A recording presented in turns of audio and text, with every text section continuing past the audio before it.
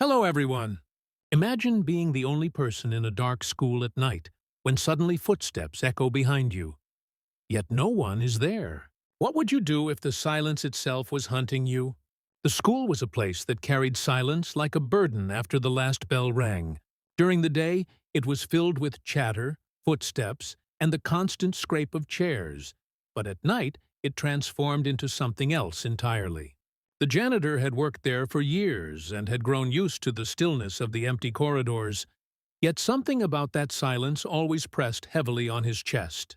His shift began when the teachers and students were long gone, leaving him alone with the building's creaks and sighs. The lights were dim, the air was cold, and his mop echoed across the tiled floors like the sound of someone dragging chains. Though he tried to tell himself it was nothing, he often felt the urge to glance over his shoulder. He told himself it was only nerves, the tricks of a tired mind. But the feeling never left. It was not just the silence that haunted him, but the sensation of being followed, as though invisible footsteps matched his every move. The first time he noticed it clearly, he had been cleaning the east wing of the building. That corridor was unusually long, with lockers on either side stretching endlessly into the gloom. He wheeled his cart forward, whistling a tune to keep himself company, when suddenly the echo of footsteps trailed behind him. He stopped, holding his breath, and the sound ceased at the same moment. He turned slowly, scanning the length of the corridor, but nothing moved. The lockers stood shut, the doors to classrooms were locked, and the faint hum of the old ceiling lights was the only sound. He forced a laugh, telling himself it must have been the squeak of his cartwheels. Yet when he resumed walking, the footsteps resumed too, faint, deliberate, and just a beat behind his own. The following nights made it worse, because the footsteps grew bolder. They no longer merely followed, they lingered. He would pause in the middle of the hallway, gripping his mop handle like a weapon, staring down the long stretch of floor. And always the silence came rushing back to swallow him whole. But the moment he began walking again, the sounds would return. Once he spun suddenly in hopes of catching someone off guard, but the corridor was empty. Another time he dropped his keys deliberately, bending down quickly, then snapping his head up to see if anyone was there. Still nothing. The more he tried to rationalize it, the less sense it made. A building might creak, pipes might groan, but footsteps did not fall in perfect rhythm with a man's walk. One night, as he worked later than usual, the lights flickered above him. The old wiring in the building had always been unreliable, but this time the flickering was almost deliberate, as though the bulbs themselves were trying to signal something. Shadows swayed across the walls, long and thin, stretching unnaturally as if bending toward him. He gripped his cart tighter, pushing it faster down the corridor, telling himself he only had a few more rooms to check. Then came the sharp metallic slam of a locker door. It echoed so loudly that he nearly dropped his mop. He turned with a start, staring down rows of lockers, each one closed. His heart hammered in his chest as he approached cautiously, running his hand along the cold metal, trying to find the one that had moved. They were all shut tight, yet the echo still rang in his ears, and he swore the air felt heavier now, pressing him to move forward into the growing dark. He began dreading the east wing. He left it for last, hoping he might finish the other areas and rush through it quickly before the clock struck midnight. But every time, the footsteps returned, louder than before, and the shadows on the walls seemed to play games with his mind.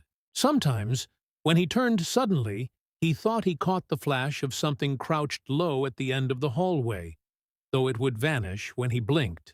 Other times, he felt a sudden rush of cold air brush past him, like someone running just close enough to touch. His nerves grew raw, his nights longer, and soon the silence was no longer silence at all, but a living thing breathing down his neck. He considered quitting, but the job was steady, and he needed it. Besides, how could he explain his reason for leaving without sounding insane? The worst moment came on a Friday night. He had been working his way through the east wing again, telling himself to ignore the sounds, when the lights suddenly went out completely. The corridor was plunged into darkness, the kind so thick it seemed to smother him. He froze, clutching his mop with trembling hands, listening to the oppressive silence. Then the footsteps began again, this time from both ends of the hallway, slow and deliberate, growing closer. He could not move, could not breathe. As the sound closed in from both directions, the air colder with each passing second. He wanted to run, but his legs felt anchored to the spot, and every instinct told him that if he moved, whatever was there would see him. At last, the lights flickered back on, buzzing faintly, and the corridor was empty once again. But something had changed. At the far end of the hall, near the exit doors, a shape lingered. It was not clear, not fully formed, but its outline was wrong, hunched and crouched low, as though waiting. His chest tightened as he blinked, trying to convince himself it was just a shadow. Yet it did not fade when the lights steadied. It stayed still, unmoving, but he knew with an unshakable certainty that it was not simply a trick of the eyes. His breath quickened, his palms damp, and though he wanted to run, he found himself rooted to the ground, staring at the thing that stared back. Finally, with every ounce of will, he turned away and forced his body to move. Walking as calmly as he could back toward the supply closet, his footsteps echoed loudly, and for the first time in weeks, there were no other sounds to match them.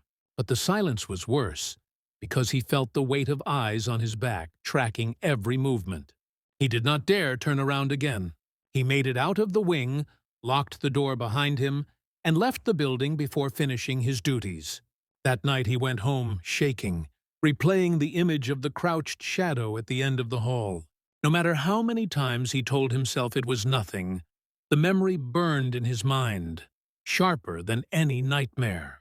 The footsteps had followed him for weeks, but now he knew they belonged to something real, something that did not want to be seen until it was ready.